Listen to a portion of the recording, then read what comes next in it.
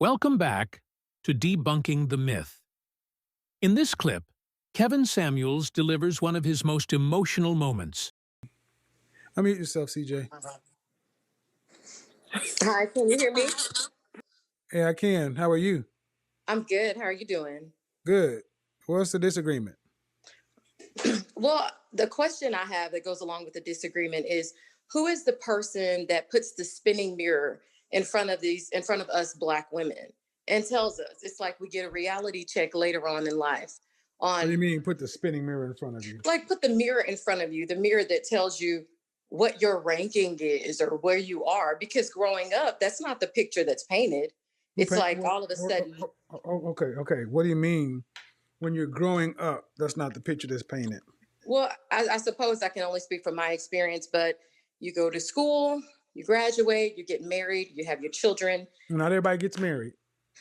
I Black women, understand. one out of 4 black women get married. You go to school. Who's in school? Who are the teachers?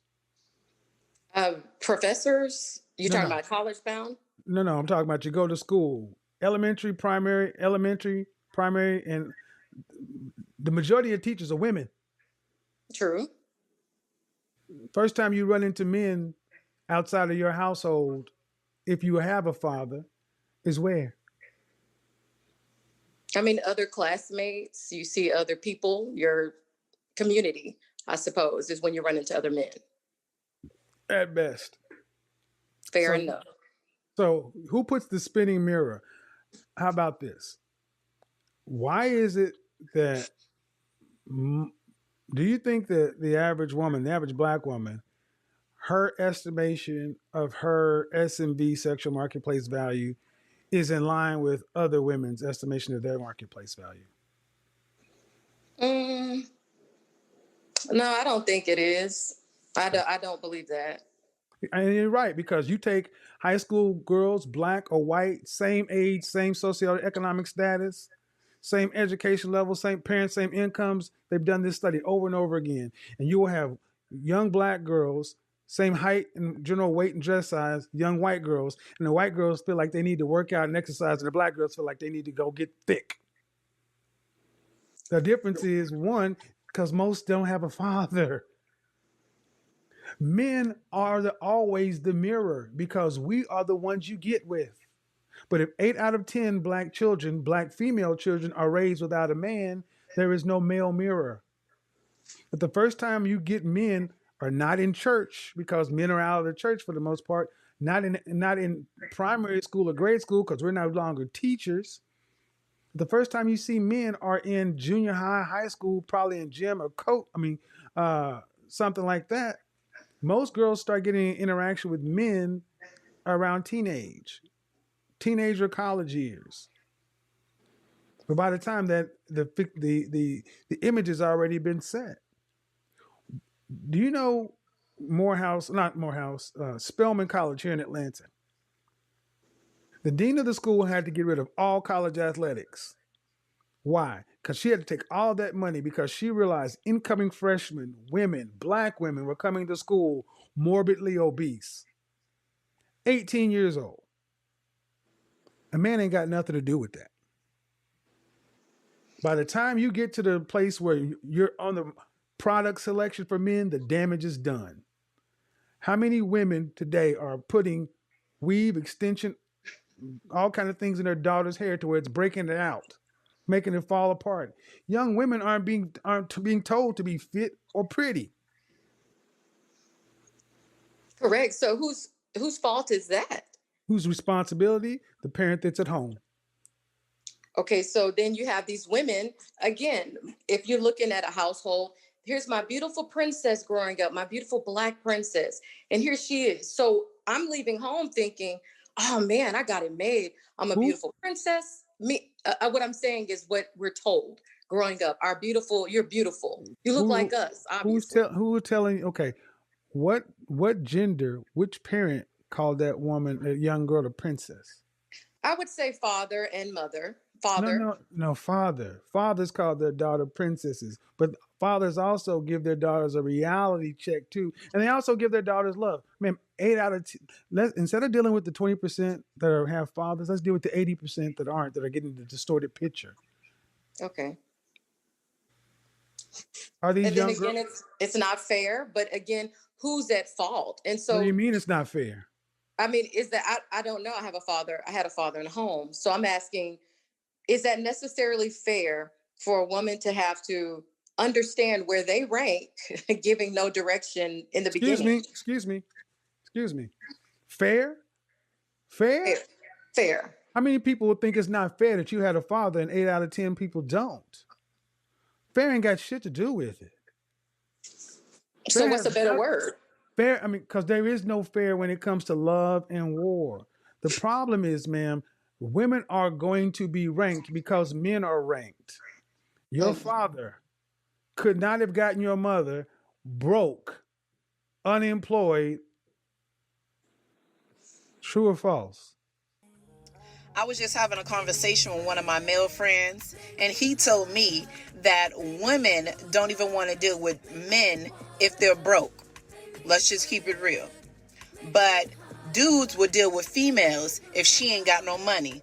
Like a dude would literally pick a girl up on the side of the road and give her a ride, but these females don't even want to deal with these dudes if they ain't got no vehicle. Hi, I'm here with. Kabe. So the $1 billion question of the day is: would you date a broke guy? No, Why? I'm not broke myself. True. That's a judgment. So you accept those. And beauty is a judgment as well. You don't think so? Look at men who are rich or wealthy and look at the women they choose after they're rich or wealthy. Inevitably, it's more likely different than the woman they choose before. So the question I ask you, Kevin, is where does a black woman go with it's too late now kind of thing? Like it's too late now. Now we weren't It's getting not too, the it's not too late. It's not too late. First off, you start with what black men have been saying. How old are you? 42. So I'm 51. You start what black men have been saying for as long as you've been on the planet and I've been on the planet. Lose the weight. Fair enough. Men have been saying that since I was alive, but you're just getting bigger. The men have been saying it, but black women have gotten progressively larger. So black women, honestly, by their actions, don't seem to care much about what anybody thinks, let alone black men, because black men have been asking to lose the weight, the attitude, Yeah. and the fake hair. Yeah. And black men have gotten more weight, more attitude, more fake hair. Now we got makeup, nails, and lashes. So excuse me if I can't go down the path of feeling sorry for women being judged by their appearance, because men are judged by our production. Fair enough. Do you have sons? I do. I have one. All right. So I would assume you love your son and you want the best for him. Yes. Then I would assume you would want a woman who values what he wants. Absolutely. Do you think the average woman values what men want? No, I don't think so. I feel sorry for your son. I know. I'm just dead honest, because now, but see, when you came in, you were like, it's not fair, it's this and it's that. But see, it always works when I reframe it to your son, then it takes it out of this gender war thing and it becomes, goddamn, yeah, I'm somebody's son.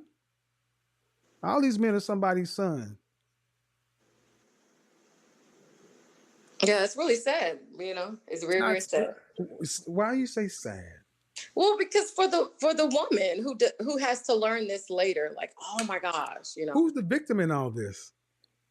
I mean, I would say both parties. Really? Yeah, you have the women. Really? Yes. Who's teaching them? When I was in college, I never understood why some of my white counterparts they were looking for husbands right out in college. I was like, what are they doing? Why are they concerned about this? The things that they were taught to focus on were money. They were taught to put men, no, they were taught to value men. True. And I remember being taught or understood that you always marry for love. If you love, that's just good enough. Nothing else matters. But that's selfish. See, what you just showed is you still feel sorry for women and you should feel sorry for men. Why? Because name me the civilization, society, culture, country, landmass where women have ever built a sustainable, thriving economy, society, and an income. A nation is built on its men. True. And men True. can't even get, black men can't even get willing, suitable helpmeets. Go back to your son. So who do you really feel sorry for? You keep going to the same gender preference, and that's one of the cancers in the black community. Yeah. Black women look at women first and men second. Yeah. That's why you're so at odds with everybody else, and you couldn't understand why Becky was going to worry about her husband, because you were told black men ain't shit. Let give you an example, and I'll run. Donald Trump, Hillary Clinton. Donald Trump was his personality, everything he was. All right. And then it came out the P grabbing tape. Mm. Hillary Clinton. If Donald Trump were a black man and Hillary Clinton were a black woman, would black women have voted for the black Donald Trump like white women voted for the white Thank you Donald for Trump? watching. If you found value in this message, No. like, share, and And subscribe therein lies the for difference, more because real white women, conversations that make us feminists, think. whatever, at the end of the day, realize that they need their men. Yeah. So they decided to skip over making the first female president to go for a P grabbing, philandering, multiple failure, because he's a man. Because you need men to build. Yeah. So feel sorry for the men. Thanks, I Mom. do. All right. Where we go back to, I think